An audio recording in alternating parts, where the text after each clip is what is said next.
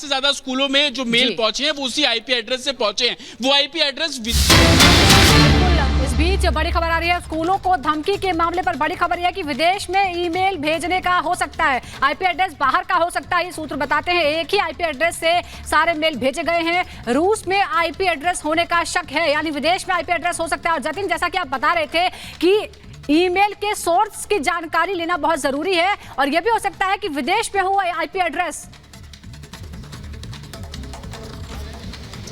आज बिल्कुल, क्योंकि स्कूल्स के अंदर अभी दिल्ली पुलिस की टीम मौजूद है। तस्वीरें भी मैं आपको दिखा दूं, सामने आप दिल्ली पुलिस को देख लेंगे। और पुलिस जो अंदर मौजूद है वो इसी की जांच कर रही है, क्योंकि स्कूल के सर्वर पर जो ईमेल पहुंचा है, जिसको थ्रेट मेल भी हम कह रहे हैं, वो ईमेल एड्रेस किस आईपी एड्रेस से है वो कलेक्ट किया जा रहा है। और जितने भी स्कूल्स में अब साइबर की टीम पहुंच रही है, एक ही आईपी एड्रेस दिल्ली पुलिस के हाथ लग रहा है। जब उस आईपी एड्रेस की जांच की तो पता लगा कि आईपी एड्रेस विदेश का है, और आईपी एड्रेस को और खंगाला गया तो पता लगा उस आईपी एड्रेस के अंदर जो लैंग्वेज है वो रशियन है। तो इस बात की संभावना है कि रशिया में बैठा या उसके किसी सब कॉन्टिनेंट में बैठा कोई शख्स है जिसने इस तरीके से मेल किया गया। हालांकि दिल्ली पुलिस सोर्सेज का यह भी कहना है कि अमूमन इस तरीके के मेल के लिए अलग अलग आईपी एड्रेस का इस्तेमाल किया जाता है। तो ये अभी कह देना कि विदेश में बैठा कोई शख्स इस तरीके से कर रहा हो वो गलत ना हो, क्योंकि कई बार किसी विदेश में बैठे शख्स के आईपी एड्रेस को हैक कर देश में बैठे लोग ही इस तरीके के ईमेल कर सकते हैं। लेकिन इनिशियल इन्वेस्टिगेशन इस ओर इशारा बिल्कुल कर रही है कि एक ही आईपी एड्रेस है जिसने अलग अलग स्कूल्स में मेल किया, एक ही शख्स है जो कि इसको मेल कर रहा है, और वो कौन है इसको लेकर अभी इन्वेस्टिगेशन जो है वो की जा रही है। साथ ही दिल्ली पुलिस की स्पेशल सेल की आईएफएसओ यूनिट तो इसमें जुटी हुई है, लेकिन इंटरपोल की भी मदद इसमें ली जा रही है, ताकि कौन वो शख्स है। सुबह 4 बजे से ये सिलसिला शुरू हुआ, जो कि अभी तक थमने का नाम नहीं ले रहा है। और सवाल बड़ा है कि एक ही आईपी एड्रेस का इस्तेमाल अब ये साजिश है या फिर महज एक अफवाह फैलाने की, पैनिक क्रिएट करने की कोशिश। और अगर ये कोशिश भी है तो फिर क्यों की गई है, ये अपने आप में बड़ा सवाल है। जतिन, हम आपके पास लौटेंगे, हमारे साथ और भी सहयोगी लगातार बने हो। गणेश, आपके पास आते हुए, आप कहां पर मौजूद है और वहां से क्या जानकारी मिल पा रही है, क्योंकि शक ये है कि रूस से एक ही आईपी एड्रेस से लगातार ये मेल भेजने का दिल्ली एनसीआर के अलग अलग स्कूलों में सिलसिला बना हुआ है। देखिए, इस समय मैं दक्षिण दिल्ली के साकेत में स्थित अमेठी इंटरनेशनल स्कूल में बाहर खड़ा हूं, और यहां पर जिस तरीके से जो ईमेल को जिस तरीके पूरी खबर आती है, उसके बाद यहां पर पूरी तरीके से पैनिक का माहौल हो जाता है। स्कूल प्रशासन की ओर से अभिभावकों के पास मैसेज भेजा जाता है कि आप अपने बच्चों को स्कूल से ले जाएं, आपात छुट्टी घोषित कर दी जाती है। उसके बाद यहाँ पर पूरी तरीके से दहशत का माहौल हो जाता है, अभिभावकों को आना शुरू हो जाता है। अभिभावकों से जब हम बात करते हैं तो उनका साफ तौर से कहना होता है कि कुछ देर पहले तो ही बच्चे को छोड़ कर गए थे, इस तरीके से अगर हमें कॉल आती है तो हम लोग परेशान हो गए। और अब राहत की बात है, स्कूल में पूरी तरीके से बच्चे अपने घर को जा चुके हैं और टीचर्स भी अपने घर जा चुके हैं फिलहाल, लेकिन अंदर पुलिस अभी मौजूद है। फिलहाल हर एक तरीके से, हर एंगल से पुलिस जांच कर रही है, छानबीन कर रही है कि कोई भी एंगल न रह जाए। मेरे विजय आपको तस्वीर दिखाएंगे किस तरीके से फिलहाल अंदर की क्या हालात है। अंदर फिलहाल जब दिल्ली पुलिस के जवान मौजूद है और आला अधिकारी मौजूद है, फिलहाल तफ्तीश कर रहे हैं। और राहत की खबर है कि अपना यहाँ पर जो बच्चे हैं वो जा चुके हैं, शिक्षक हैं वो जा चुके हैं, और तमाम यहाँ पर जो फिलहाल दिल्ली पुलिस तफ्तीश कर रही है।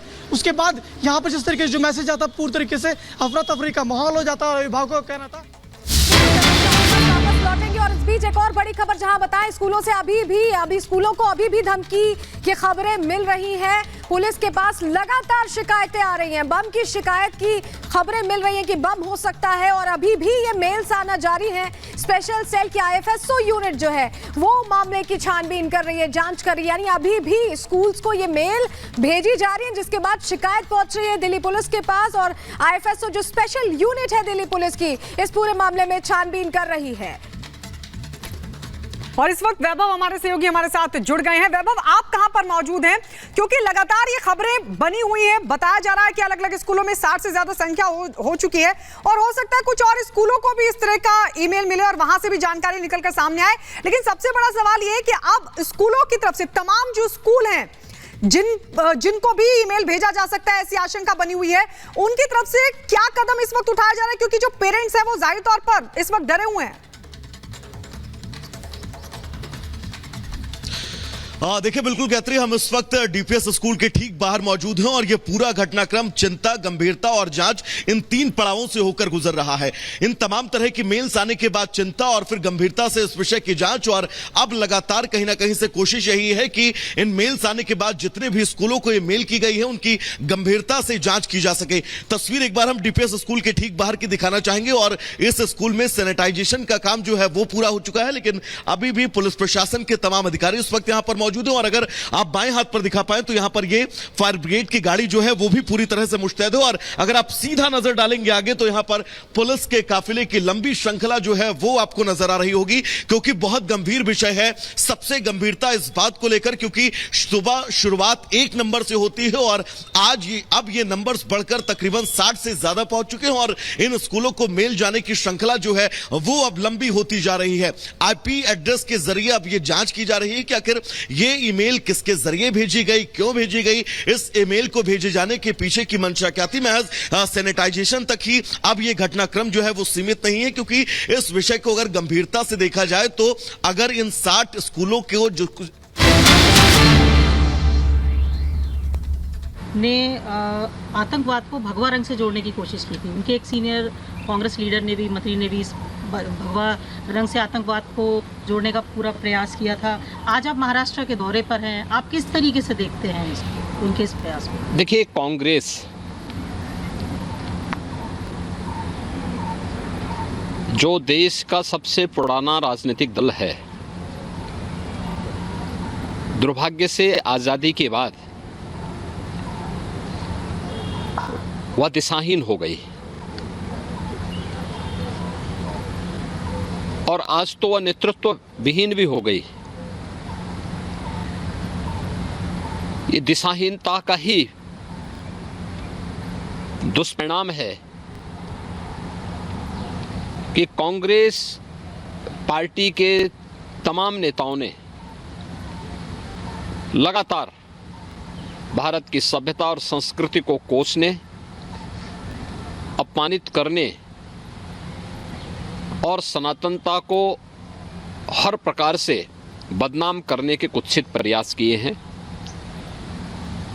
यूपीए सरकार के समय यही दुर्भाग्यपूर्ण स्थिति देखने को मिली थी, जब कांग्रेस के एक वरिष्ठ नेता ने और उस समय के केंद्रीय गृह मंत्री ने भगवा आतंकवाद के नाम पर भारत की सनातन संस्कृति को अपमानित करने का प्रयास किया था और दुनिया के सामने बदनाम करने का भी कुत्सित चेष्टा की थी।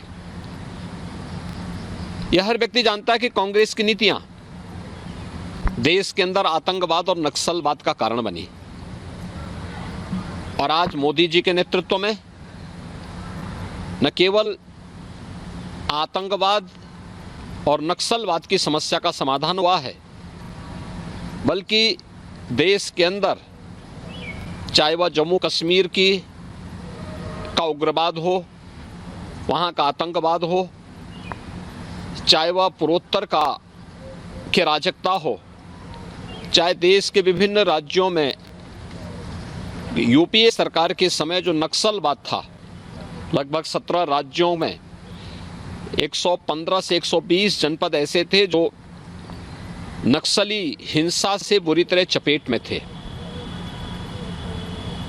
उस सरकार में आतंकवाद से, उग्रवाद से या नक्सलवाद से लड़ने की इच्छा शक्ति नहीं थी। यही कारण था कि देश में अराजकता थी, अव्यवस्था थी।